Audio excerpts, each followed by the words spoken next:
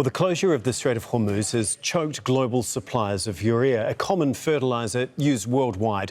Around one-third of the world's fertiliser passes through the waterway, and shipments have largely stopped since the war began. Higher prices and shortages are forcing farmers to cut back, a move analysts warn could reduce crop yields by up to 30%. This will increase the cost of produce. The World Food Programme says an additional 45 million people this year could face acute hunger. That means the lack of food is so severe it's life-threatening. Well, Maximo Torero joins us now. He is the chief economist of the United Nations Food and Agricultural Organization. He joins us from Rome. Thank you so much for being with us here on Al Jazeera, sir. We appreciate your time. Is this a full-blown crisis already, do you think? So as we keep saying, it's a crisis that is building up as we move, as the clock keeps ticking and the days keep passing. The situation gets worse because we are competing with the crop calendar.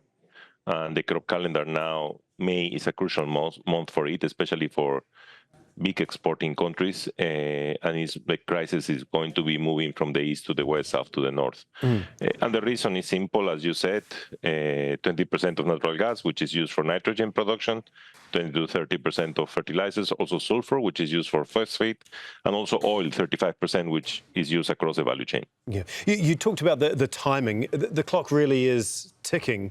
I mean, the planting windows for rice in Asia have already closed a couple of weeks ago. Maize in the Americas is meant to be planted by early May. So we're already there, aren't we? So have those windows actually been missed already? And what does that mean for food prices as the year continues and into next year as well?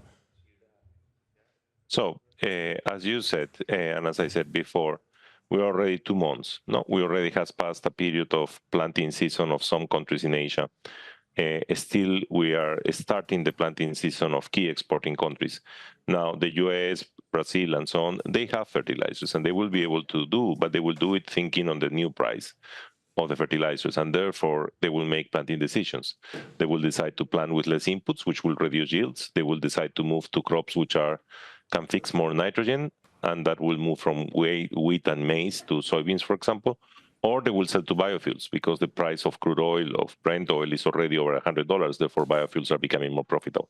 That is what will affect us substantially in the second half of the year and the next year. Okay. And this could be even more exacerbated because El Niño is becoming more intense since the middle of May. And that could also hit one of these key exporting countries. Okay, it sounds like the perfect storm. Does this all add up to rising food costs? And how quickly do you think that that's going to translate into higher shopping bills for everyday consumers? Look, we have seen increases in input prices of urea, for example, up to 75%, of oil more than 55%. So clearly, the prices of the commodities will start to increase in March because we have enough food today, enough commodities and stocks.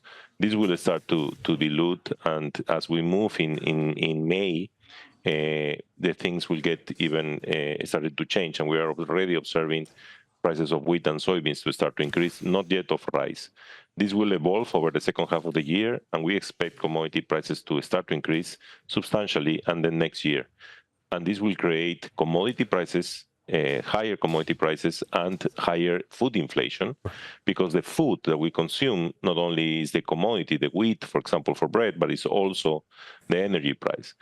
That higher food inflation will result in higher overall inflation, and this will create a problem of stagflation by the end of this year and the next year, which is high inflation and will affect economic growth, low economic growth. Is this a global problem, do you think, or are there certain regions that are going to be worse affected than others? It's, of course, a global problem. Of course, it started in the east, but it already moved to the south and moving to the north and to the west. So this will be a global program because every country in the world uses international prices for fertilizers and for commodity of food. Therefore, everybody will be impacted. We are already seeing the impacts of oil across the world. We are seeing in the US prices of fuel going double. We are seeing in Brazil also. We are seeing in Europe. And this will follow up with increasing price of commodities of food unless the strait is open. But if the strait is open today, we have a very short window. So the important thing is that vessels flow. And that could mean now between 4 to 6, 7 months until things improve and we avoid a crisis. But of course, we will have higher prices despite we avoid a crisis at this point, if it is open to a day and the vessels flow over the Strait of Hormuz. Thank you so much. We really do appreciate your time and your expertise talking us through all of this. Maximo Torero, Chief Economist at the Food and Agriculture Organisation at the United Nations.